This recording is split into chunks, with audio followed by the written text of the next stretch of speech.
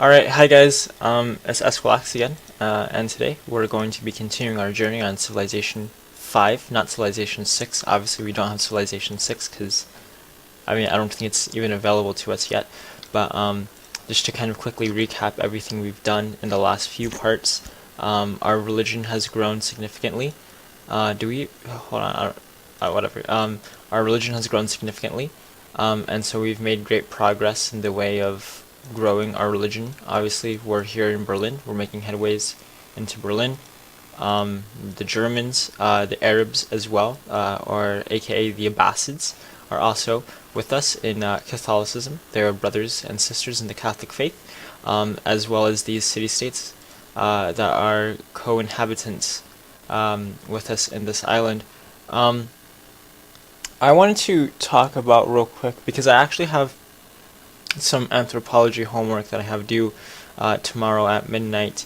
And I kind of, well, actually, I don't really think I wanted to talk about it, but, well, I don't know. It's kind of strange, I guess. But in the grand scheme of things, though, oh, also, I realized I made a mistake. We'll refuse that. We're sorry. I realized I made a mistake yesterday. I think in either part 2 or part 3, it might have even been part 1 of my, whole civilization series that I'm trying to kind of put together. Maybe we'll see how things go. I mentioned that I was a double major in anthropology and archaeology. That's completely false. That is utterly false. I've never uttered such falsity before in my life, and I don't even know if falsity is even a word, though I'm sure it's not. And if it's not, it very well should be. But in any case, that statement was false. I am an anthropology major, but I'm also a journalism major. So I forgot to mention that. I don't at the university I go to. You can't double major in anthropology and archaeology because archaeology is kind of like it's it's under the 4 categories of anthropology, because in anthropology, at least at the university I go at, and I think even like in a broader scale as well, anthropology is typically divided into kind of like 4 subcategories, being biological anthropology, linguistic anthropology, archaeological anthropology, and cultural anthropology. And I went into the archaeological anthropology. Though to be fair, I am thinking about switching out and going into, what's the other anthropology? The cultural anthropology, or maybe even biological anthropology, just because I feel like biological anthropology seems kind of cool. I don't know. We'll see. But I'm also a journalism major as well, which comes with a fair amount of stress. But yeah, so that's kind of that. But anyway, yeah, and I think so far so good in this game as well. We're not really getting ourselves into too many conflicts. I'm sorry if you guys wanted me to completely try and dominate everything. I don't think that's gonna happen this game. Not primarily because oh goodness, what?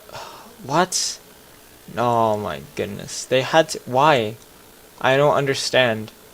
Okay, well, hopefully Medina kind of holds them in check. I hope. Um, I don't know. We're a little bit far from Berlin, so we might start losing our foothold that we worked not so hard to establish in some of these places. Though getting religion is definitely going to help. Um, let's see. Germany. I think we should try and find a way to get to Attila's court. I think that's what we should try and do. So we're gonna try and find a way to get to Attila's court. And if we could do that, well then great. That'd be kind of cool. We get 1 free social policy if we do this.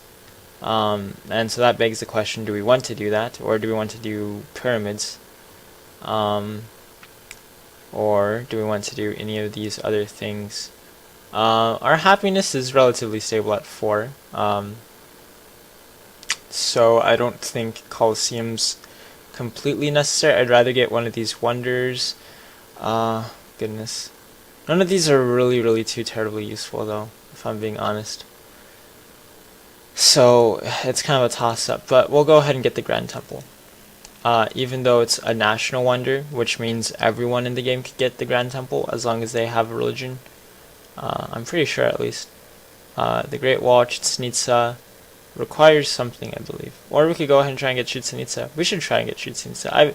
I don't really get Chichen Itza often when I play this game. In fact, I don't think I've ever gotten Chichen Itza. Actually, I think I got it once in a horrible game of Civilization with my friends. Horrible multiplayer game of Civilization in which I had to put down various rebellions throughout my lands. And they were put down quite swiftly. Actually, they weren't. It took us many years to put down the rebellions. But eventually we did. And that was alright. I'm sure my people understand what it's like to put down rebellions. What? Can we not build Machu Picchu? I suppose we're not. I guess Potosi doesn't count necessarily as a mountain, which is unfortunate. But we can build a mint, so we'll build a mint, and then we'll get this to help try and maybe increase production, maybe, hopefully. That would be ideal.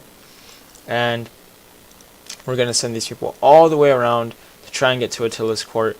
Hopefully they can, so we could convert them to our faith, the one true faith. Let's see. And they'll offer us open borders. We don't really need open borders, but I guess we'll take 4 gold per turn for the cotton. Because why not? I mean, we could probably negotiate a better deal, maybe 5 gold, 6 gold, something per turn. But that's okay. We'll just kind of take what we could get before the Huns sack Baghdad later on in the game.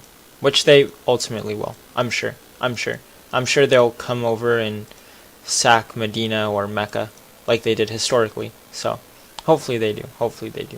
That would be ideal. Yes, let's work together. The Kashmir. They are the holy city of Buddhism. So it's quite odd. Here you can see the Great Wall. I actually really like the Great Wall in this game, just because it kind of like builds a wall around your entire empire, and I think that's kind of cool. Aesthetically, it's very nice. It's very pleasing. So yeah, I don't tend to build markets. Ooh, hey, look, Vatican City. Cool. That explains something, I guess. But yeah, I tend to not really build a whole heck of a lot of markets, just because I feel like they're a little bit of a waste of a tile improvement. I mean, I don't know. If you get a lot of good trade routes, I mean, eventually you just make so much gold anyway that I guess it's not really too terribly important.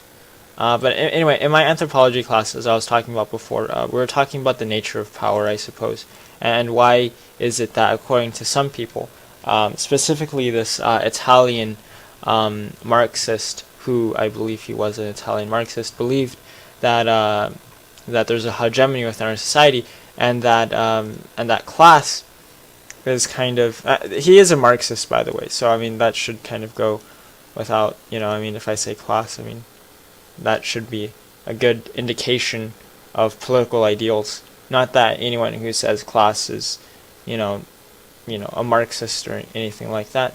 Yeah, I guess so. So on and so forth. But, gosh, I don't even know. I'm tripping over my words again, guys. I'm sorry.